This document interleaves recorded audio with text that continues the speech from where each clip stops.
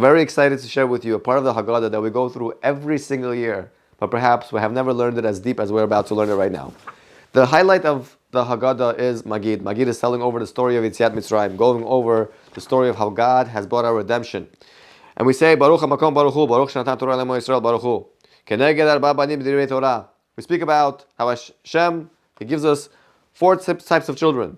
Echad Chacham, one is the wise child. He's a child of intellect, wisdom. Ve'echad Rasha, then there's the wicked child. Ve'echad Tam, then there's the more mediocre child. Ve'echad She'eno Yodei L'Shol, and then there's a child who doesn't even know where to start to ask on the Haggadah. He's not sure what's going on by the Seder.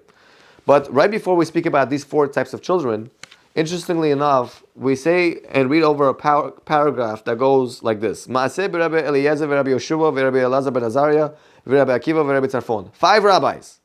Shechayum misubim b'nei Brak. They were reclining in Bnei Brak. In other words, they were going over the story of Yetziat Mitzrayim. They were reclining, as we should, by the Passover Seder. V'chayum misaprim b'Yetziat Mitzrayim kol ha'otzoch ha'layla.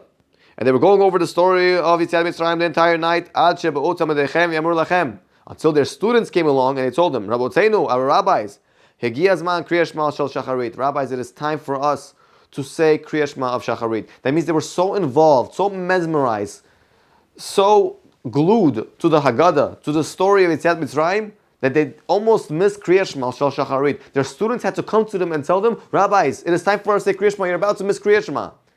So one thing that bothered me about this part of the Haggadah, every single year, as I would say it is, these 5 rabbis, they went out with their friends to get together on Passover night to go over the Haggadah.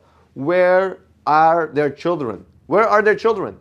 I mean, Passover is all about the kids. That's why we start off the Magid with the Manishtana, with the 4 questions. We're trying to arouse the curiosity of our children, trying to get them involved, and we're trying to get them excited. But then, if that's the case, and Passover is all about the children, why are these 5 rabbis together alone without their children? And finally it hit me. When we said that their students came along and they said, Rabboteinu Hagi azman Kriya Shema, who were their students? These students were their children. Because our children are our students. And the way we behave and the way we conduct ourselves is how we teach our children. So when the students came along and they said, Rabboteinu, it is time for us to say Kriya Shema, in truth, it was their children that came to them and they said, Rabbis. In other words, they're talking to their fathers and they're saying, our fathers, it is time for us to say Kriya Shema. Now, why does the Haggadah have to go out of its way to say that they came along and they said it is time for us to say Kriya Shema? They could have just said, Rabbis, it's already morning time. Or they could have just said, Rabboteinu, Hagi azman Kriya Shema. Well, why do you have to say Shol Shacharit? Why do you have to add that part? So perhaps the explanation is, when we learn the Kriya Shema, we get to a part where we say, with the Bar Tzabam, B'shivtecha b'veitecha uv'levtecha v'derech. We say it in the Kriya Shema. We say, with the Bar Tzabam, you shall speak to your children, B'shivtecha b'veitecha, when you are sitting at home, uv'levtecha v'derech, when you're out in the public. Simply, this could be understood that you should always communicate with your children. You should always have a relationship with your children, whether it's at home or whether it's in the public. But perhaps we can learn this pasuk a little bit differently. What the Torah is teaching us is, with the Bar Tzabam, you shall speak to your children, but how should we speak to our children? B'shivtecha b'veitecha, by the way we conduct ourselves at home. Uv'levtecha v'derech, by the way we behave in the public. Our children are watching us. They're monitoring us. They want to see how are we behaving, how are we dealing in business, how are we communicating, how are we acting, how are we behaving. And they learn from our behavior. And so when we refer to their children, we refer to them as their students, because in truth, our children are our students. But then they came along and they said, Hagi azman Kriya Shema. It is time for us to say Kriya Shema. Because what is Kriya Shema teaching us? Kriya Shema teaches us that you have to set a proper example for your children. So they're saying to their fathers, our fathers, you have set the proper example to us. The whole night you were speaking about Yetziat Mitzrayim. You're talking about Hashem has redeemed us. But just by the way you were speaking about it, how excited you were about the Torah, that itself motivates us and it inspires us. But that's not enough. Because they went ahead and they said, Hagi azman Kriya Shema shel Shacharit.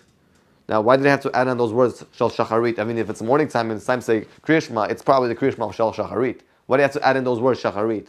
Listen carefully to a chidush, a novel interpretation behind the Haggadah. The word Shacharit is actually hinting to us about the 4 sons that we've been learning about previously. As we mentioned before, we said there are 4 types of children. The Chacham, the Rasha, the the tam, and the she'ena yodei lishal. There's the four types of kids: the wise child, the wicked child, the mediocre child, the simple child, and then there's the she'ena yodei lishal, the one who doesn't know how to ask. Now let's take a closer look at that word shacharit. Shacharit, shin chet resh yutaf. The chet within the word shacharit, that's the chacham, and the resh within the shacharit, that's the rasha. And then the last letter of shacharit is the taf, and you guessed it, the taf is the tam.